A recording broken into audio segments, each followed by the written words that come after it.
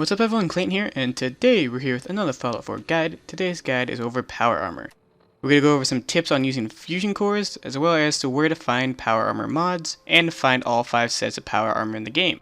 There's going to be very minor spoilers for the game in this video, so if you don't want any spoilers, don't watch it. But they're very minor, in my opinion anyways. But yeah, let's go ahead and get started with fusion cores. One tip with the fusion cores is, no matter what charge the core is at, the price for it is the same. So make sure you can take the fusion core out before it runs dry and disappears. You can do this by exiting the power armor and then selecting the fusion core when you go to transfer. You can then sell it for much needed caps, but also while you're there, make sure the vendor that you're at doesn't actually sell fusion cores itself. You can buy a fusion core from some vendors, especially traders in the Brotherhood of Steel or in the Atom Cat's garage. These people will sell you power armor supplies as well, like the fusion cores I mentioned, power armor mods, as well as some forms of power armor and the power armor frames. The Brotherhood of Steel can be found in the Prairie Wind after you get far enough in the storyline, and the Atom Cats are found at the Atom Cat's garage, which I made a video describing everything you can find at that location, and I'll make sure to link it here. Another tip with the fusion core is that you can get the Nuclear Physicist perk that allows your fusion cores to last longer. As well as collecting the Repair Bobblehead will allow the fusion cores to last longer as well. The Repair Bobblehead is located at the Corvette Assembly Plant and is located on the scaffolding above the plant. Make sure to pick this up if you want to make sure that your fusion cores last even longer than they're really supposed to. Speaking of the two groups, the Brotherhood of Steel and the Atom Cats, you want to make sure you're on the good side of at least one of them, since you can buy most of the power armor and power armor frames as well as mods at these places. You can also mod your own power armor at power armor crafting stations, which can be found at Sanctuary and Red Rocket gas station that you'll find at the beginning of the game. There's tons of different mods that you can use that will make your power armor different in different ways. But you do need the Armorsmith perk as well as the Science perk to be able to craft all the mods, as well as different items that you need to be able to craft this mods. These are the materials you find out through the land. A lot of different stuff that you can find in the Wasteland can be used to upgrade these power armor, as well as other things you can upgrade in the game.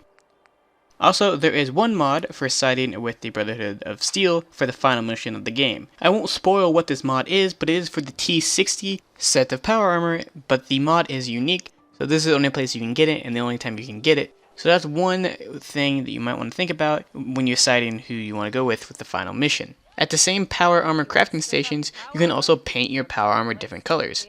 You can get different paint jobs for free by collecting the Hot Rodder magazines that are scattered around the Commonwealth. Also, the Atom Cats have their own custom paint job that you can buy at their garage, as well as a custom T60 power armor that you can steal or buy from them that have hot rod frames, which is their custom paint job. Now, since you know where to get the fusion cores and the mods for your power armor, let's collect all 5 sets of power armor. I will show you where to find the 5 full sets of these power armor: the Raider armor, the T45, T50, T60, and Xone power armor. Some of these power armors you can only find at certain levels, but I'll let you know what those are. Let's first start with the Raider armor. The Raider armor is actually the weakest of the armor that you can get in the game for power armor, and is located in the cave, a full set anyways. The cave is located in the Glowing Sea. Here are some locations around it, if you can kind of reference yourself there.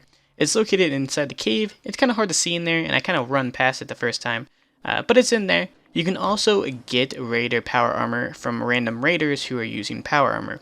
But this way you can get your full set. It is the weakest in the game, but it does allow you to have every one, and if you're collecting them all, then it's pretty good. Also, a side note, since you're in the Glowing Sea, you probably want to already have a pair of power armor here, so that way you don't get too much radiation and die here.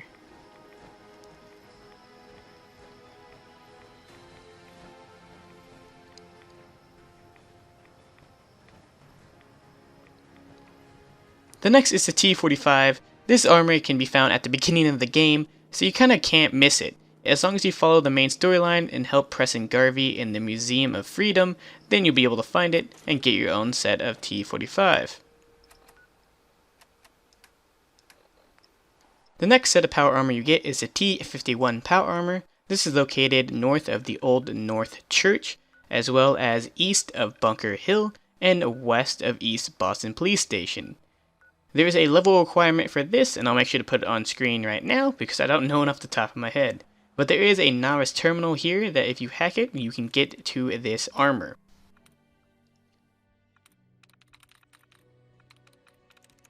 Sweet.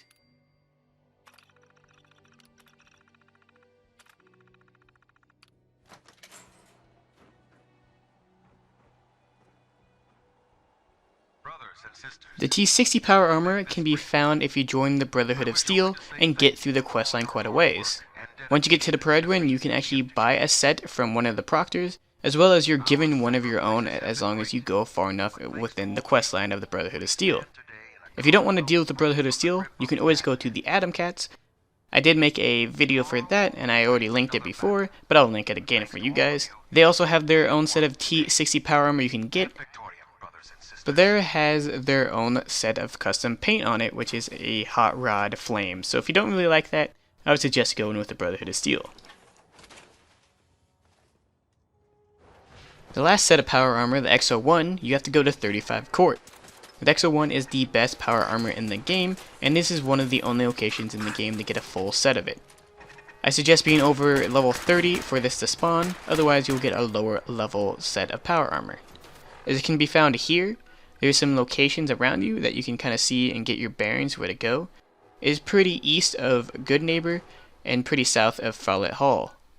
At the very top, you go to this part, and there is going to be a room with a power armor located inside. I already got the power armor on this character, so I can't really show you what happens. But an Assaultron and a Power Bot Sentry will open these doors, and they will attack you. Once you kill them, go inside those rooms and hit each button behind the bodies. This will open the door, and then you can collect your own set of Xone power armor, which is the best in the game. Hopefully you guys enjoyed this video, and hopefully you guys found it helpful or useful. And if you did, make sure to leave a like on it and subscribe for more. This is Clayton, signing out.